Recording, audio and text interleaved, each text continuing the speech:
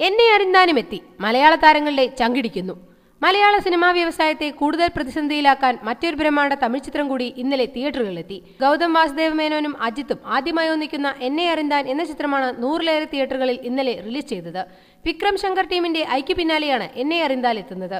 കേരളത്തിലെ പ്രധാന ടൗണുകളിലെ തിയേറ്ററുകളിലെല്ലാം ഇപ്പോഴും ഐ നിറഞ്ഞോടുകയാണ്. ചിലയിടങ്ങളിൽ 2 തിയേറ്ററുകളിൽ വരെ ഐ കളിക്കുന്നുണ്ട്. അതിനു പിന്നാലെയാണ് ഇന്നലെ അജിത്തിന്റെ ഈ ചിത്രം എത്തിയത്. സാധാരണ വിജയ്, അജിത്, സൂര്യ, വിക്രം എന്നിവരുടെ എല്ലാ ചിത്രങ്ങൾക്കും നല്ല പ്രേക്ഷകരെ ഇവിടെ ലഭിക്കാറുണ്ട്. അജിത്തും ഗൗതം വാസുദേവ് മേനോനും ആദ്യമായി ഒന്നിക്കുന്ന ആക്ഷൻ ചിത്രമാണിത്. അദ്ദേഹത്തിന്റെ മിന്നലെ മുതൽ ഇവിടെ നല്ല കളക്ഷൻ നേടിയ ചിത്രങ്ങളാണ്. വേട്ടയാട് വിളയാട്, കാക്ക കാക്ക, വാരണമായിരം, വിണ്ണൈ താണ്ടി വരുവായ തുടങ്ങിയ ചിത്രങ്ങളെല്ലാം വൻ കളക്ഷനാണ് നേടിയത്. ഈ ചിത്രങ്ങൾക്കെല്ലാം മേലെയാണ് അജിത്തിന്റെ ഈ ചിത്രം എത്തുന്നത്. അതുകൊണ്ട് തന്നെ ഇനിയുള്ള ദിവസങ്ങളിൽ മലയാളി യുവാക്കളെല്ലാം അജിത് ചിത്രത്തിനാവും പോവുക. അതുകൊണ്ട് തന്നെ പുതിയ മലയാള ചിത്രങ്ങളൊന്നും റിലീസ് ചെയ്യുന്നുമില്ല.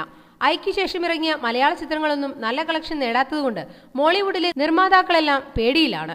കോടികൾ ചെലവിട്ട് നിർമ്മിച്ച മറിയമുക്ക്, നിവിൻ പോളിയുടെ മിലി എന്നിവയ്ക്കൊന്നും സ്റ്റഡിയായ കളക്ഷൻ നേടാൻ സാധിച്ചില്ല. പൃഥ്വിരാജിന്റെ പിക്കറ്റ് 43 മാത്രമാണ് സ്വല്പം ഭേദപ്പെട്ട പ്രകടനം കാഴ്ചവെക്കുന്നത്.